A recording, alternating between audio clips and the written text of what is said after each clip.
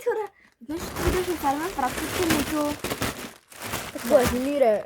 Тихо бе.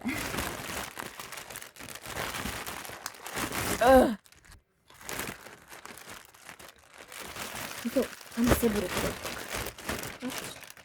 Така, хора. Сега ще вземем първото нещо. И то е моето коше за буклук от Темиче. Сега да се държа буклуците в детската някъде. Детската стая нашата. Може ли да? Да, съм тук сглобя. Вижте колко е кюти. Ето тук, той е такова. Дай вътре си пускам, после си го изфърлям, нали, когато искам. Не, това не е сега. Това е буклук. Сега. Така, ето го, много сладко на Hello Kitty. И пише Family. Така, следващото нещо, което ще изтегля. Ето тази супер сладичка чантичка на Почако.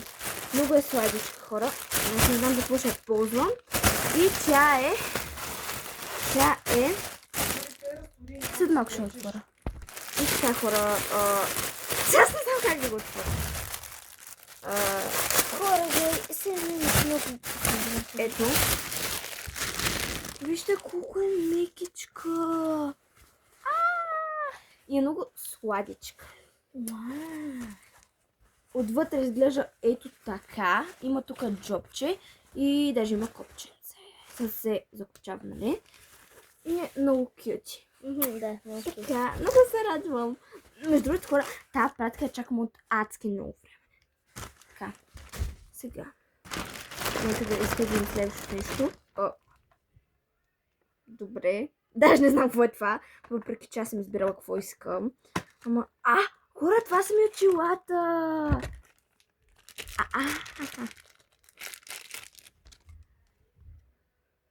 О май гад! Това много яко, човек! Те очила постоянно ще ги нося навънка. Това е адски яко. Доста добре се вижда. Ако искате Не, хора, мисля, това е много яко. Някак се види през камерата, обаче много са яки. Така... Следващото нещо, което ще изтегля е... Това ми е синджирчето, което исках. А за какво ти е? Това реално... Даже аз не знам реално какво... Хора, ще се върнем след както. Готови сме. Ето, хора, това преди се закача на панталоните и то ти виси е така. Тук има едно черепче и един спайдър. И това е. Спайдър. И тук са закачани. Пая, каре. Така, следващото нещо са...